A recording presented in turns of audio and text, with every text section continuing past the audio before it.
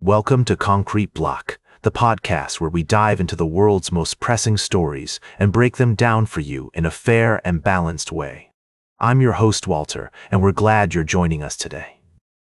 As we start this episode, we're taking a close look at the complex situation unfolding in Syria.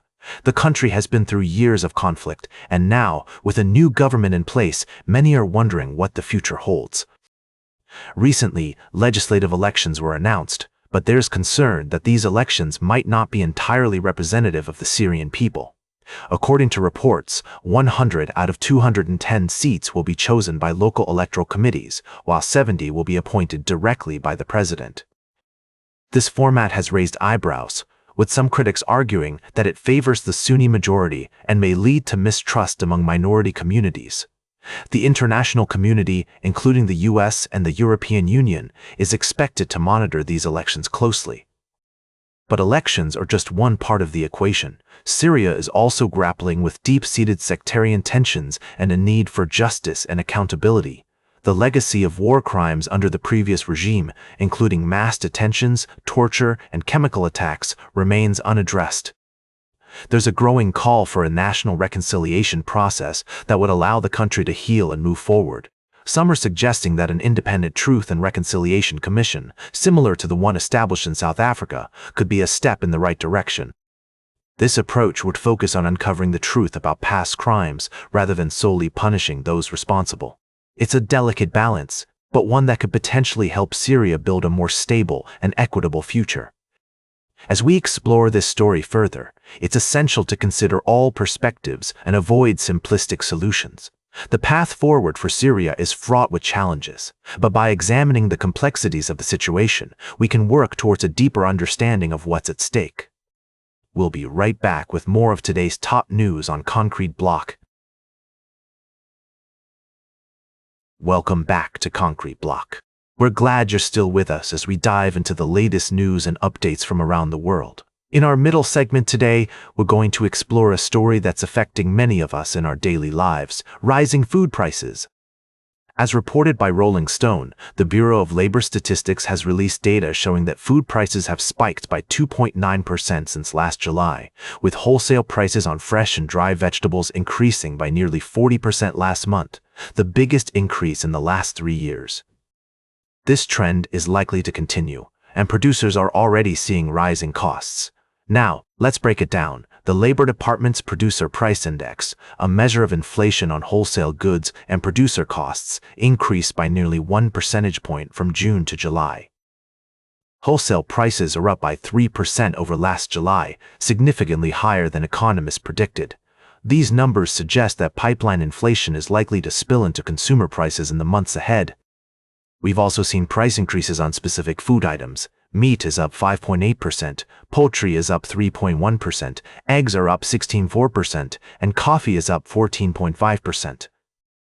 According to food trends expert Phil Lempert, certain foods like coffee and cocoa, which are used in chocolate, will be particularly affected because they can't be grown locally. It's worth noting that while some companies may be absorbing the costs of tariffs for now, they won't be able to hold off forever on passing those rising costs to consumers. As Christopher Rupke, chief economist at financial markets research firm WD Bonds, told PBS, it will only be a matter of time before producers pass their higher tariff-related costs onto the backs of inflation, weary consumers. Rising prices won't just be limited to food. We're also seeing increases in other areas, like home electronics. Core consumer prices overall increased from 2.9% in June to 3.1% in July, far above the Federal Reserve's goal of 2%. As the situation unfolds, it's essential to consider the broader implications. The demand on food banks is increasing, partly due to federal budget cuts and actions at the so-called Department of Government Efficiency. Additionally, congressional Republicans' One Big Beautiful Bill cut Supplemental Nutrition Assistance Program (SNAP) benefits by $186 billion, which may lead more people to rely on already strapped food banks. That's all for this segment of Concrete Block. We'll continue to monitor the situation and provide updates as more information becomes available.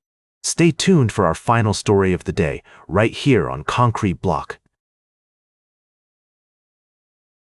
Welcome back to Concrete Block, folks. We're wrapping up today's show with a closer look at the highly anticipated summit between President Trump and Russian President Vladimir Putin. The meeting, which took place earlier this week, was seen as a crucial moment in the ongoing conflict between Russia and Ukraine. As we dive into the details, it's clear that the outcome of the summit was underwhelming, to say the least. Despite President Trump's initial calls for a ceasefire, no concrete agreement was reached, and the situation on the ground remains largely unchanged. This has left many wondering what exactly was accomplished during the meeting. To break it down, we've got reports that President Putin emerged from the summit with a significant PR victory, having secured a high-profile meeting with his American counterpart without making any major concessions. Meanwhile, the Ukrainian government has expressed disappointment and frustration with the lack of progress on key issues, including the ongoing conflict in eastern Ukraine. Now, it's worth noting that Secretary of State Senator Marco Rubio, as well as other lawmakers, have been critical of the administration's handling of the situation. They argue that the U.S. should be taking a tougher stance against Russian aggression, and that the summit was a missed opportunity to apply pressure on Putin. On the other hand, some analysts are pointing out that the meeting itself was a significant achievement, given the current state of relations between the two countries. They argue that even small steps towards dialogue and cooperation can be beneficial in the long run, and that we should be cautious not to dismiss the potential for future progress. Ultimately, it's clear that the situation is complex, and there are no easy answers. As we move forward, it'll be important to keep a close eye on developments and to consider multiple perspectives on this critical issue. That's all for today's Concrete Block. Remember to like, share, and subscribe, and until next time, stay informed.